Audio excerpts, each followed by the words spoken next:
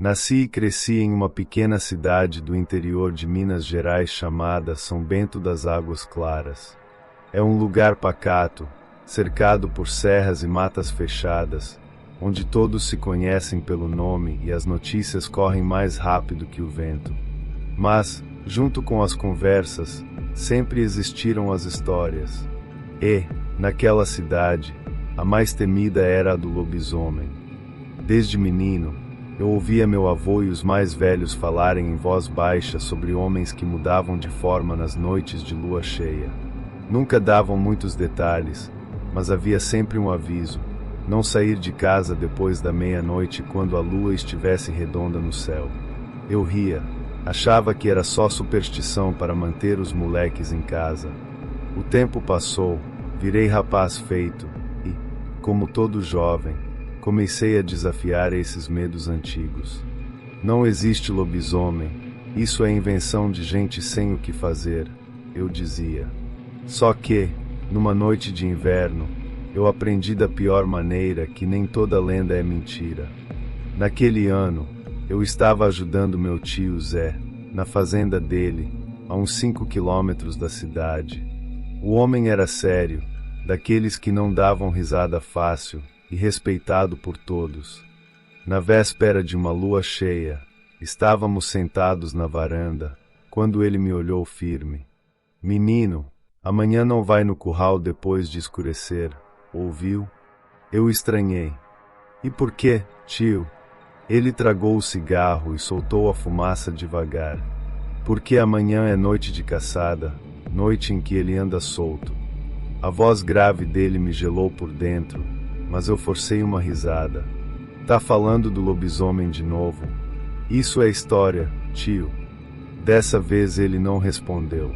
Só ficou me encarando, como se tivesse visto coisa que eu não era capaz de imaginar. No dia seguinte, trabalhei o dia inteiro ajudando com o gado. À noite, cansado, meu tio foi dormir cedo, mas eu resolvi dar uma volta até o curral. A lua estava enorme, amarela, iluminando o campo de um jeito bonito e ao mesmo tempo assustador. Foi então que eu ouvi um uivo, longo, profundo, que atravessou o silêncio da noite como uma navalha. Não era cachorro, não era lobo. Era algo mais, algo que parecia vir de dentro da própria terra. As vacas começaram a se agitar, mugindo e se batendo umas nas outras, como se pressentissem o mal. Meu coração disparou. Pensei em voltar correndo para casa, mas as pernas não obedeciam. De repente, ouvi galhos estalando na mata. Um barulho pesado, de algo grande se aproximando.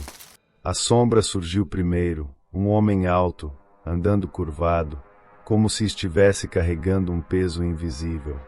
Mas não era só isso. O corpo dele mudava. Diante dos meus olhos, a pele começou a se esticar, os ossos a estalar alto, quebrando e se remontando de maneira impossível. Ele caiu de joelhos, urrando de dor, enquanto garras afiadas rasgavam a ponta dos dedos. O rosto se alongava, a boca se abria mais do que devia, dentes pontiagudos surgindo em fileiras. Pelos negros brotavam da pele, cobrindo o corpo inteiro. Quando ele se ergueu de novo, já não era homem. Era um monstro, um lobisomem de quase 2,5 metros de altura, com olhos vermelhos brilhando como brasas e um fedor de sangue e enxofre impregnando o ar. Ele me viu. A respiração pesada batia contra meu rosto, cada sopro quente misturado com saliva escorrendo dos dentes. Eu quis correr, mas não conseguia. O corpo não obedecia, como se estivesse preso ao chão. Foi aí que um estampido cortou o silêncio. A criatura uivou de dor. Meu tio Zé surgiu com a espingarda nas mãos, os olhos arregalados de ódio e medo. Corre, menino! Corre! Ele gritou. O bicho se virou contra ele. Outro tiro ecoou, mas parecia não surtir efeito. O lobisomem avançou com uma força descomunal, derrubando meu tio contra a cerca. O som do impacto e o grito de dor ainda ecoam na minha mente. Naquele instante, as pernas voltaram a obedecer. Corri como nunca havia corrido na vida, atravessando o campo até a estrada de terra. Atrás de mim, os mugidos desesperados, o uivo da criatura e o último grito do meu tio. Quando amanheceu, os vizinhos foram até a fazenda. Encontraram o curral destruído, as vacas despedaçadas e o corpo do meu tio dilacerado de uma forma que nenhum homem ou animal comum poderia fazer. Mas o que mais deixou todos apavorados foram as pegadas. Não eram de bicho, eram marcas de pés humanos, descalços, grandes e fundos na lama, como se alguém tivesse caminhado sobre duas pernas depois do massacre. Nos dias seguintes, a cidade inteira falava do ocorrido. Uns diziam que era jagunço vingativo, outros falavam em onça. Mas os mais velhos só balançavam a cabeça em silêncio, como quem já sabia a verdade. Foi então que Dona Neuza, uma vizinha antiga, me chamou em particular. Seu tio não morreu à toa. Ele sabia da maldição. Ela me contou que, anos atrás, um homem da região havia sido amaldiçoado depois de quebrar um juramento diante da igreja.